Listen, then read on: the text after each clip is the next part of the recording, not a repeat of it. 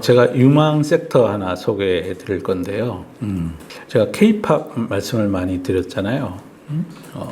저는 이제 슬금슬금 K-푸드도 정말 봐야 된다, 이런 생각이 들어요. 이제 K-푸드가 그동안은 이제 K-팝과 같이 따라가는데, 이게 약간 음악하고는 다른 게, 그 이민족의 기를 만족시켜 주는 거는 그것도 물론 어려운 일인데, 뭐 어차피 소리에 대한 그 사람들의 선호도는 기의 선호도는 그걸 좀 어느 정도 하고 나면 언어적인 장벽이나 이런 거는 또 쉽게 뭐 극복도 되고 하니까. 또 음악은 리듬 뭐 이런 거잖아요. 멜로디, 리듬, 그다음 또 뮤비에는 또 댄스도 들어가고. 그래서 음악이 이제 우리가 장악을 하기 시작했잖아요. 그 4% 정해 4%. 앞으로 갈 길이 멀어, 진짜 갈 길이 먼데. 식품은요 약간 달라요. 이건 혀를 만족시켜야 되잖아요. 그러니까 혀를 만족시키는 게 얼마나 어려운 일이냐면, 우리가 여기 켄터키 프라이드 치킨도 오고 뭐 막 그랬잖아요. 그런데 뭐 이렇게 건더기가 있는 것들은 뭐 카스테라가 됐든 뭐 켄터키 프라이드 치킨이 됐든 또 뭐 토스트가 됐든 소시지가 됐든 이거는 그래도 우리가 좀 받아들이기 쉽잖아요. 그런데 국물 있는 거, 그건 되게 어렵거든요.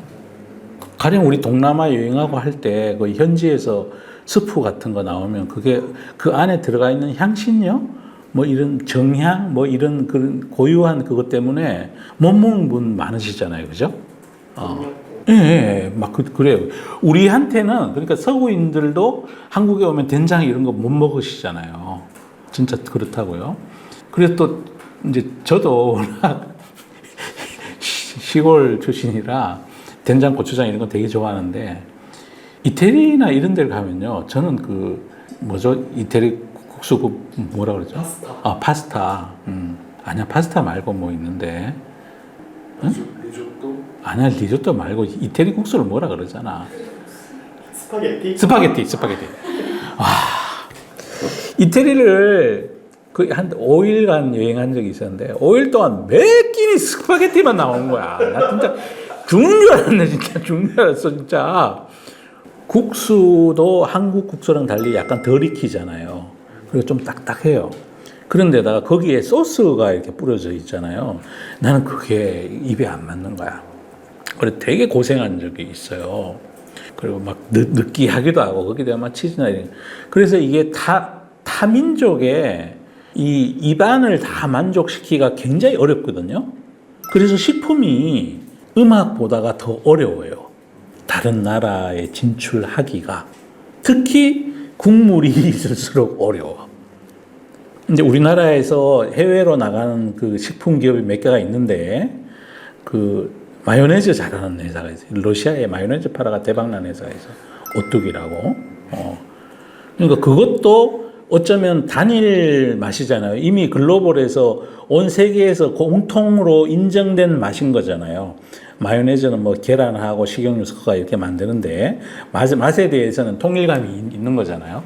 그런데 나머지 국물이 있고 뭐 이렇게 복잡하게 조리해서 나가는 거는 해외에 있는 타민족의 입안을 전체를 만족시키기가 음악보다도 엄청 어렵고 힘든 일이에요.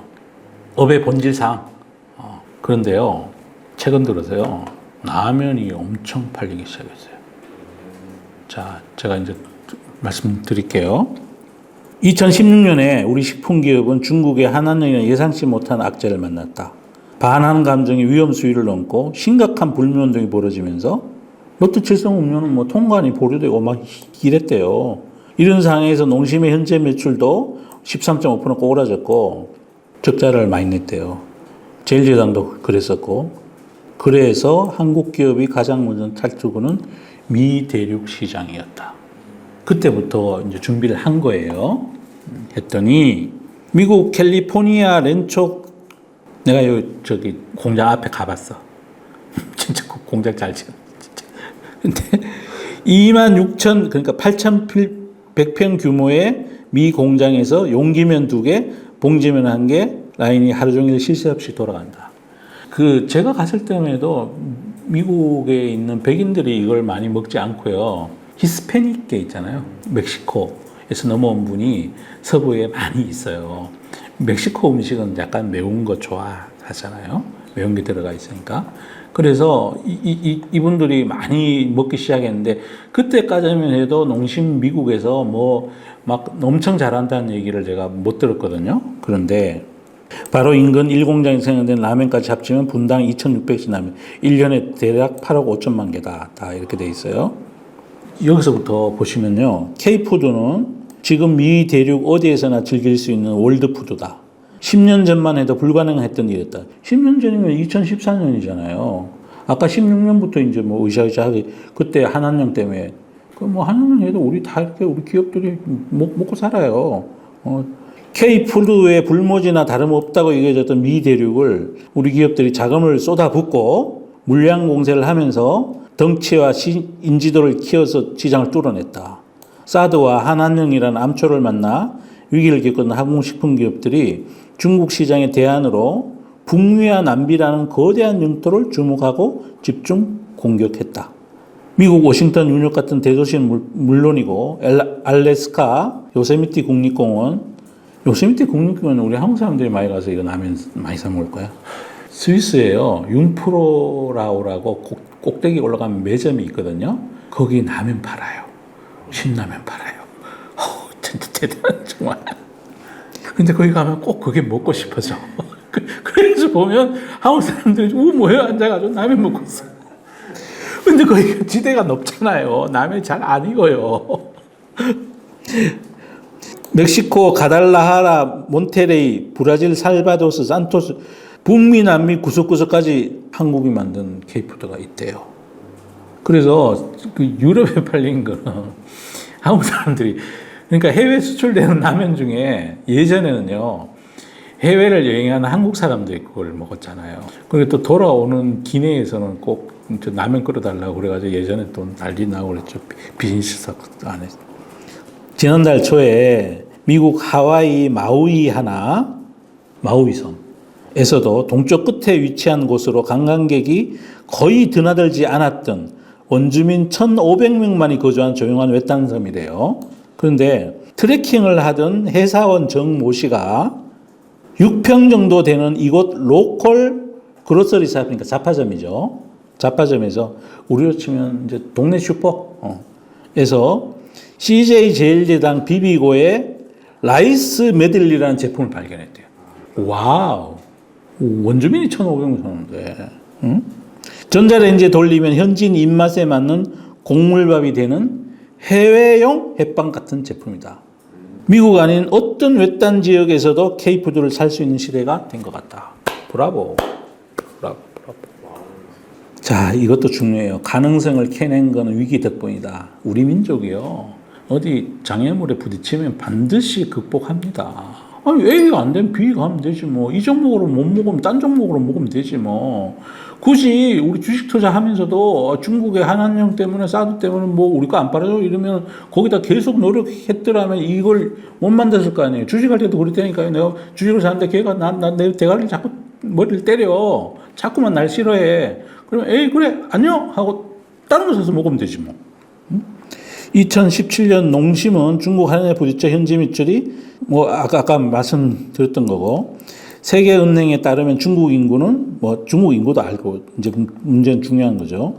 이제 북미와 남미 대륙의 인구가 10억 명이니까 거의 만만치 않아요. 그런데 소득은요. 중국의 1인당 GNI 넷 소득이 12,000달러 정도 되는 거고 미국은 7만 달러, 캐나다는 5만 달러예요.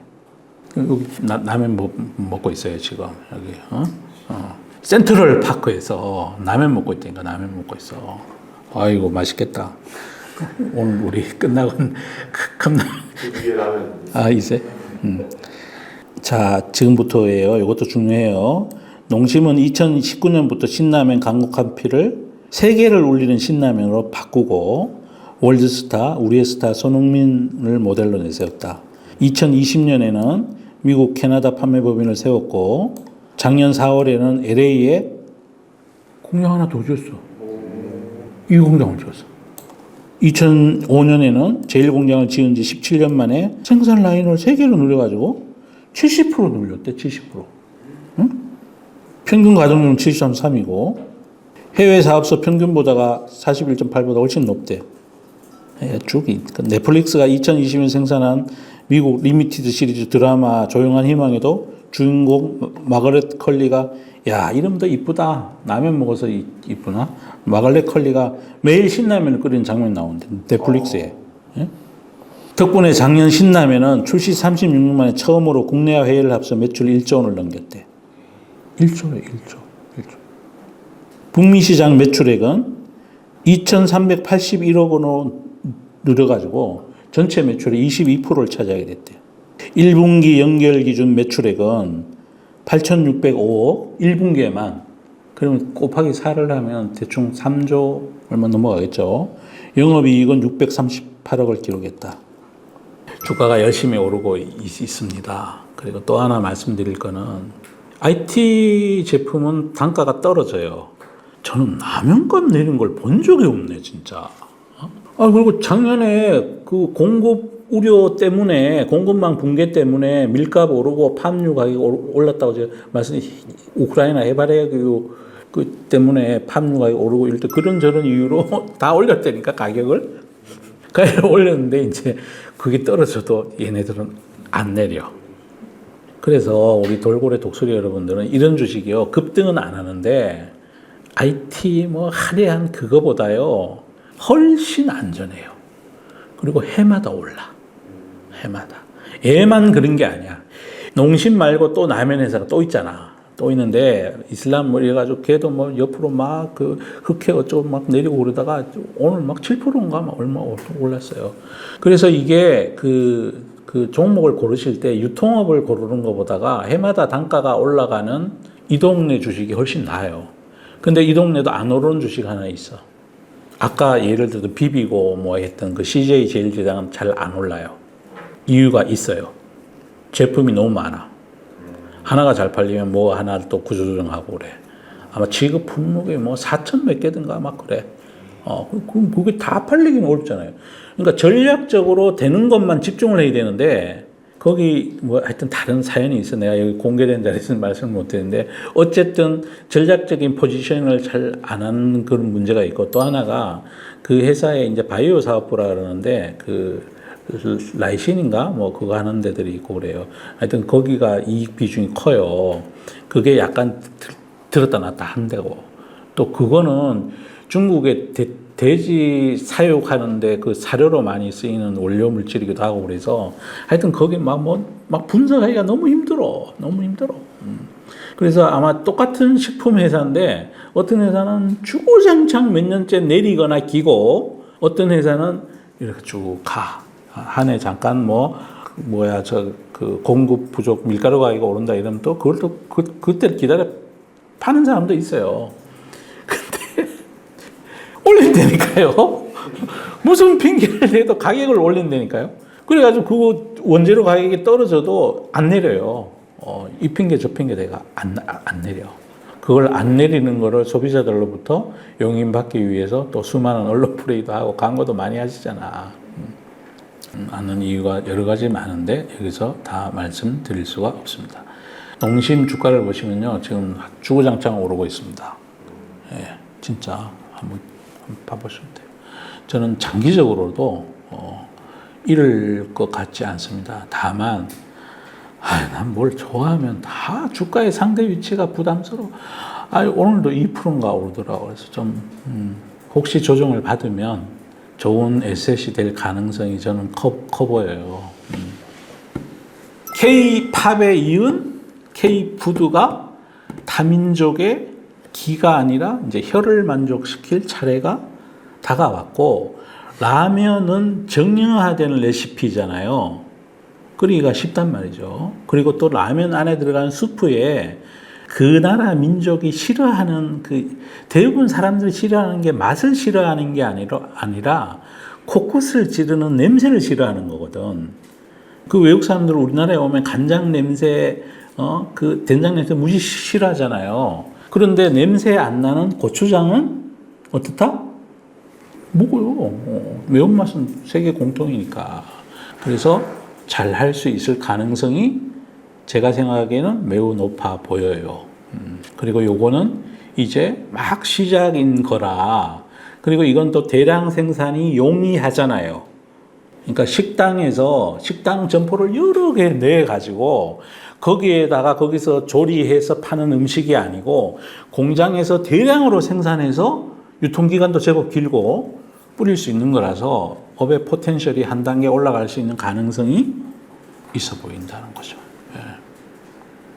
이상 K푸드의 가능성에 대해서 말씀드렸습니다. 그리고 그 대신에 또 체크는 하셔야 됩니다.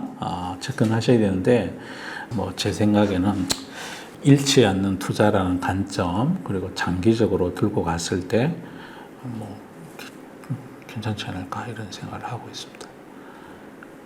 이상 강의를 마치겠습니다. 감사합니다.